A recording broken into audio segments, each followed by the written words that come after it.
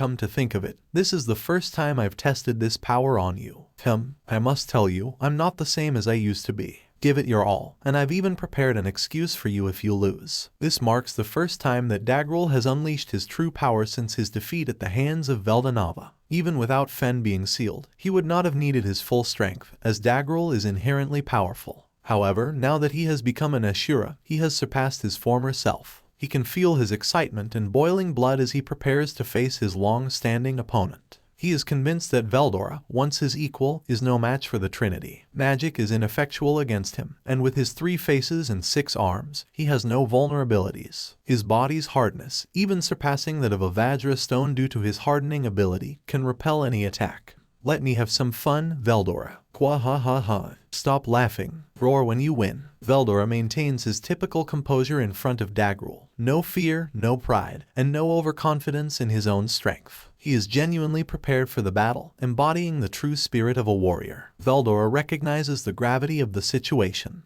If he loses, Lumina's and Shin's fate hangs in the balance, a burden he refuses to allow. Despite his playful demeanor, Veldora is deadly serious. The battle that ensues takes on the grand scale of a monumental clash between 2 powerful beings. Veldora unleashed a colossal beam of light, thunderstorm, from its mouth. Evading this attack was impossible, but just as it was about to strike Dagruel and unleash its discharge, one of Dagruel's outstretched arms grabbed it, causing it to vanish. You're quite predictable, Veldora. Such tricks won't work on me. His words conveyed his true intention. Although Veldora's impressive assault posed no threat to Dagruel, who had ascended to the Trinity state, Veldora remained undaunted. In response, Veldora, undeterred by Dagruel's words, proceeded with his plan. He used Thunderstorm as a decoy and employed his ultimate skill, Chaos King Nyarlathotep, to create his own split body and flank Dagruel. Veldora couldn't manifest as many split bodies simultaneously as his sister Velgrand, but he could deploy them repeatedly. Given their combat prowess, these split bodies were undoubtedly extremely dangerous. Veldora's split body, adorned with dragon claws, closed in on Dagruel.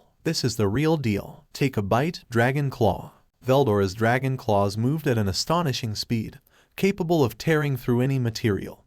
Despite their size in comparison to Veldora's massive body, they bore a mesmerizing purple glow as they slashed at Dagruel. The collision between Dagruel's hardening ability and Veldora's splitting ability emitted an unsettling creaking sound. One of Dagruel's arms that blocked Veldora's claw vanished, as did Veldora's left fist. The exchange was a significant blow. However, for Veldora, it was merely one arm of his split body, causing minimal damage. Dagruel was not defeated. One of his lost arms regenerated instantly. They exchanged complaints about each other's extraordinary resilience. Veldora was frustrated that his seemingly lethal strike had little impact, while Dagruel was dismayed that his invincible body had been so effortlessly damaged. Their rivalry seemed to have lasted for ages, and they were in perfect harmony, ready for a challenging test. Veldora realized that it was no time to relish the battle, as the unexploded split body had been swiftly recovered with minimal energy drain. He still had energy reserves, and his magical recovery rate outpaced that of the split body. However, the same applied to Dagruel. Half-hearted attacks would prove futile, so Veldora understood the need to create an opening, much like the concept of Kuzushi in judo, where securing one's advantage was paramount. Putting forth their best effort in the preliminary stage was impractical. Veldora disregarded conventional wisdom and launched an attack on Dagruel, creating multiple clones known as Wingblade.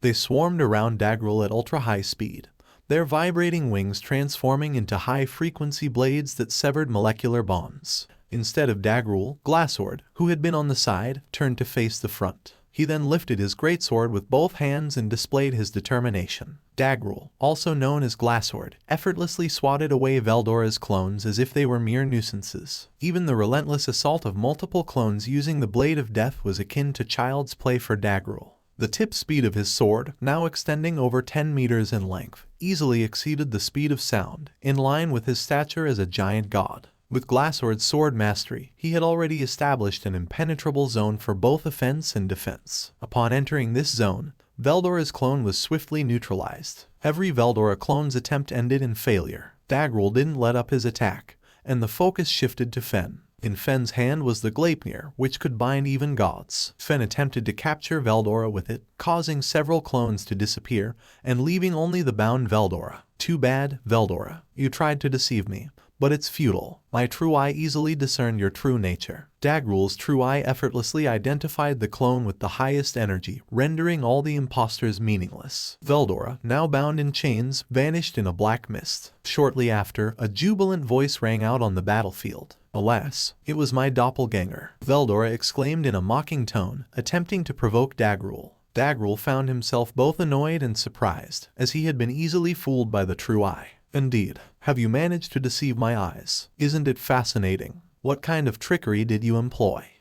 This, Dagruel, is where our differences lie. Even if you unleash your full power, you cannot defeat me. There is a reason why you can't win. The reason I can't win, you say. You're correct. I'm evolving too. I don't want you to think I'm the same as before. Your power is indeed real. I shall finish you with my strongest technique. Dagruel silently manipulated space, expanding the range of interference waves. After confirming that Veldora's clone wasn't hiding in the space with his true eye, he severed the dimensions, creating an isolated space where only Veldora and Dagruel coexisted. What's this? Veldora sensed something amiss but realized it was too late. I've got you, Veldora. Now it's time to break your karma. Destroy Quasar Break. Dagruel's Quasar Break filled the isolated space, causing it to tremble. Dagruel had created this devastating absorption ray by consuming 60% of his own energy. He transformed into a pseudo-black hole, capable of destroying and engulfing all matter within the space at will. Any life form exposed to such a high-density energy interference would be utterly obliterated, serving as nourishment for Dagruel.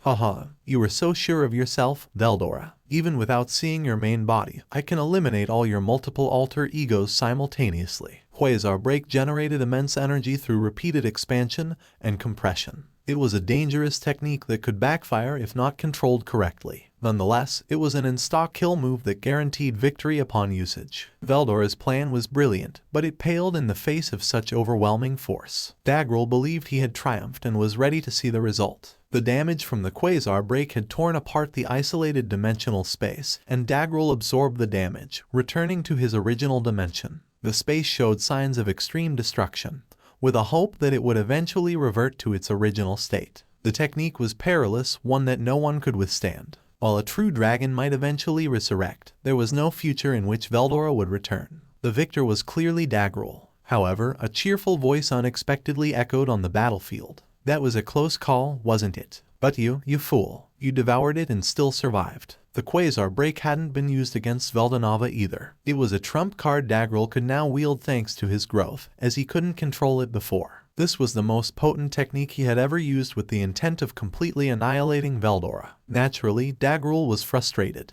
A direct hit should have obliterated him, as there was no escape within the confined space. Veldora's safety was unimaginable in such a scenario. However, Veldora survived through a combination of probability manipulation from Chaos King Nyarlathotep's ultimate skill, which reduced the probability of his existence to the absolute minimum. He allowed the destructive energy wave to pass through his body, but not without consequences. All the clones were destroyed, and the interference wave damaged his body. The Quasar Break had pushed Veldora, a true dragon, to the brink. In the past, the old Veldora would surely have perished. Shall we take another hit then? What?